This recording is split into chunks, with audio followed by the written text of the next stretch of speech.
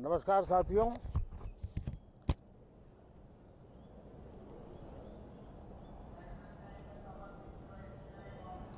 Monsoon सत्र में आप सबका स्वागत है। सावन का पवित्र मास चल रहा है और इस बार तो डबल सावन है और इसलिए सावन की अवधि भी जरा ज़्यादा है और सावन मास पवित्र संकल्प के लिए, पवित्र कार्यों के लिए बहुत ही उत्तम माना जाता है।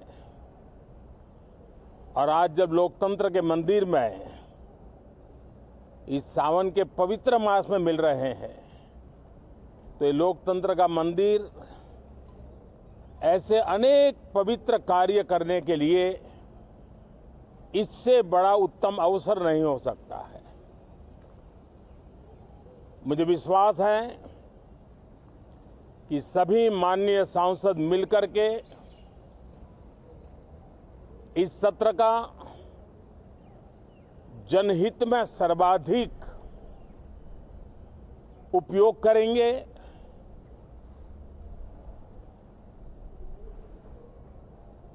संसद की जो जिम्मेवारी है और संसद में हर सांसद की जो जिम्मेवारी है, ऐसे अनेक कानूनों का बनाना, उसकी विस्तार से चर्चा करना बहुत ही आवश्यक है। और चर्चा जितनी ज्यादा होती है, चर्चा जितनी ज्यादा पैनी होती है, उतना जनहित में दूरगामी परिणाम देने वाले अच्छे निर्णय होते हैं। सदन में जो माननीय सांसद आते हैं वो धरती से जुड़े हुए होते हैं, जनता के दुख दर्द को समझने वाले होते हैं और इसलिए जब चर्चा होती है तो उनकी तरफ से जो विचार आते हैं वो जड़ों से जुड़े हुए विचार आते हैं और इसलिए चर्चा तो समृद्ध होती है, निर्णय भी सशक्त होते हैं, परिणामकारी होते हैं। और इसलिए मैं सभी राजनीतिक दलों को, सभी माननीय सांसदों को इस सत्र का भरपूर उपयोग करके जनहित के कामों को हम आगे बढ़ाएं। ये सत्र अनेक रूप से महत्व का भी है क्योंकि इस सत्र में जो बिल लाए जा रहे हैं वो सीधे सीधे जनता के हितों से जुड़े हुए हैं। हमारी युवा पीढ़ी जो पूरी तरह डिजिटल वर्ल्ड के साथ एक प्रकार से नेतृत्व कर रही है, उस समय डेटा प्रोटेक्शन बिल देश के हर नागरिक को एक नया विश्वास देने वाला बिल है और विश्व में भारत की प्रतिष्ठा बढ़ाने वाला बिल है। उसी प्रकार से नेशनल रिसर्च फाउंडेशन, ये बिल एनआरएफ नई शिक्षा नीति के संदर्भ में एक बहुत बड़ा अहम कदम है और इसका उपयोग अनुसंधान को बल देना, इनोवेशन को बल देना, रिसर्च को बल देना और हमारी युवा पीढ़ी जो विश्व के अंदर नए उपक्रमों के द्वारा विश्व का नेतृत्व करने का सामर्थ्य रखती है, उनके लिए बड़ा अवसर देकर के आ रही है। जनविश्वास बिल सामान्य मानवीय के प्रति भरोसा करना,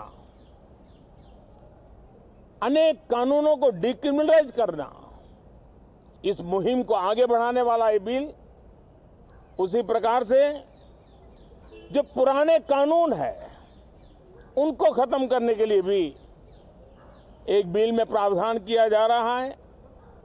हमारे यहाँ सदियों से एक परंपरा रही है कि जब विवाद हो तो संवाद से सुलझाया जाए। मीडिएशन की परंपरा हमारे देश की बहुत सदियों पुरानी है। उसको अब कानूनी आधार देते हुए मीडिएशन बिल लाने की दिशा में इस सत्र का बहुत बड़ा उपयोग है, जो अनेक विवादों से सामान्य मानवीय से लेकर के असामान्य संजोगों को भी मिल बैठकर के सुलझाने का एक मजबूत नींव बनाएगा। इसी प्रकार से डेंटल मिशन को लेकर के एक बिल जो हमारे डेंटल कॉलेजेस के लेकर मेडिकल के छात्रों के लिए एक नई व्यवस्था को आकार देगा। ऐसे अनेक महत्वपूर्ण बिल इस बार इस सत्र में संसद में आ रहे हैं। तब ये जनहित के हैं, ये युवा हित के हैं, ये भारत के उज्जवल भविष्य के लिए हैं। मुझे विश्वास है कि सदन में गंभीरतापूर्वक इन बिलों पर चर्चा करके हम बहुत तेजी से राष्ट्रहित के महत्वपूर्ण कदमों को आगे बढ़ाएंगे। साथियों, आज जब मैं आपके बीच आया हूं, इस लोकतंत्र के मंदिर के पास खड़ा हूं, तब मेरा हृदय पीड़ा से भरा हुआ है, क्रोध से भरा हुआ है। मणिपुर की जो घटना सामने आई है, किसी भी सभ्य समाज के लिए ये शर्मसार करने वाली घटना है। पाप करने वाले, गुनाह करने वाले कितने हैं, कौन है, वो अपनी जगह पे है, लेकिन बेइज्जती पूरे देश की हो रही है। 140 करोड़ देशवासियों को शर्मसार होना पड़ रहा है। मैं सभी मुख्यमंत्रियों से आग्रह करता हूं कि वे अपने राज्य में कानून व्यवस्था को और मजबूत करें, खास करके हमारी माताओं बहनों की रक्षा के लिए कठोर से कठोर कदम उठाएं। घटना चाहे राजस्थान की हो, घटना चाहे छत्तीसगढ़ की हो, घटना चाहे मणिपुर की हो, इस देश में, हिंदुस्तान के किसी भी कोने में, किसी भी की राज्य सरकार में राजनीतिक वाद विवाद से ऊपर उठ करके कानून व्यवस्था का महात्म्य, नारी का सम्मान, और मैं देशवासियों को विश्वास दिलाना चाहता हूं, किसी भी गुनहगार को बख्शा नहीं जाएगा। कानून अपनी पूरी शक्ति से, पूरी सख्ती से एक के बाद एक कदम उठाएगा। मणिपुर की इन बेटियों के साथ जो हुआ है, इसको कभी माफ नहीं किया जा सकता है। बहुत बहुत धन्यवाद दोस्तों।